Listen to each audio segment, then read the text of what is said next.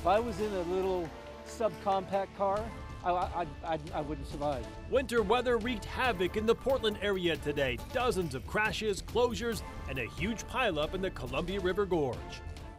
Temperatures on the rise as another round of snow makes its way in. I'll walk you through the impacts on tomorrow's commutes.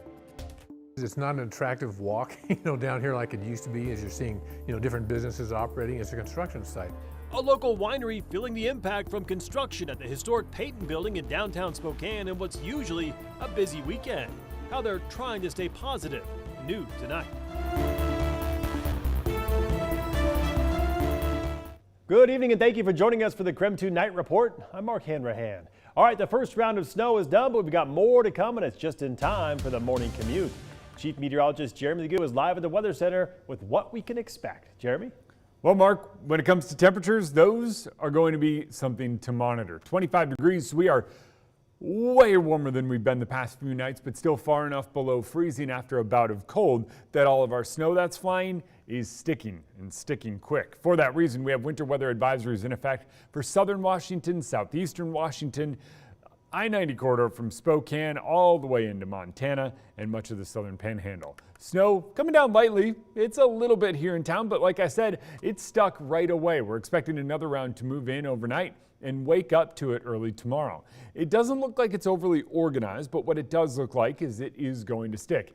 With our temperatures as cold as they have been, 1/10 of an inch of snow will be enough to cause slick roads. Can't emphasize that enough. 1/10 of an inch of snow would be enough to create havoc in the morning. 30 degrees tomorrow with all that snow. 33 on Saturday as we catch a quick break, and then it's back Saturday night for a snowy Sunday.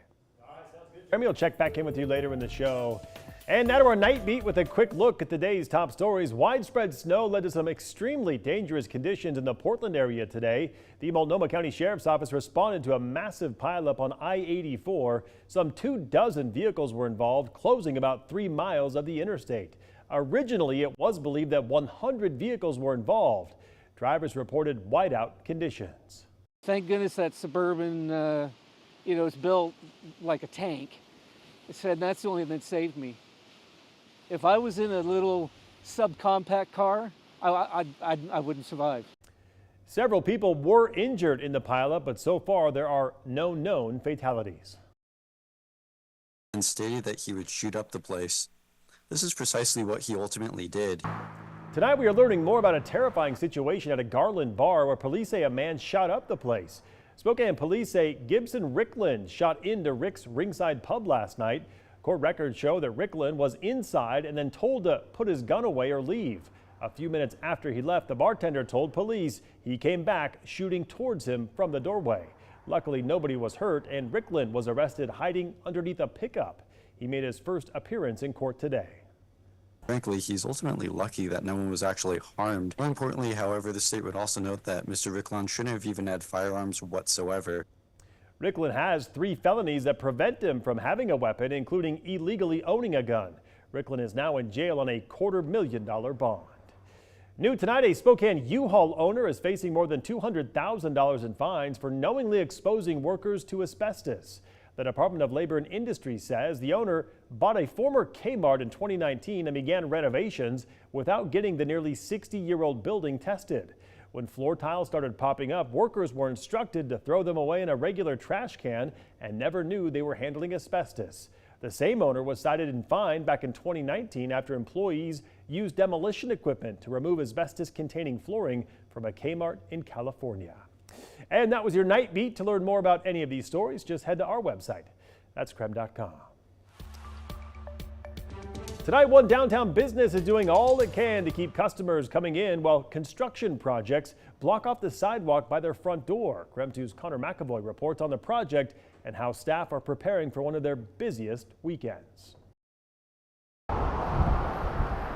Downtown traction comes to a halt on Post Street between Sprague and Riverside. It's not an attractive walk, down here like it used to be. That's what the manager of Tempest Cellars, Michael Whetstone, says is the norm for the time being.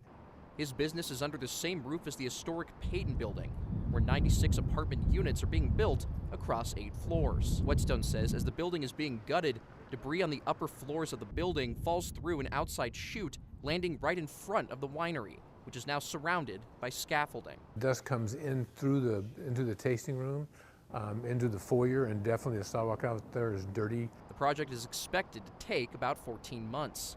All the while, parking outside of the winery won't be an option. Despite the frustration, Whetstone is optimistic on his business success. It just is what it is, and so we have a positive attitude. Even a slow day on Thursday isn't getting him down. Yesterday there were quite a few people in here, but I think people are getting ready for Valentine's Day too. He's doing the same, hoping customers coming in will have the same sense of humor about the situation as him.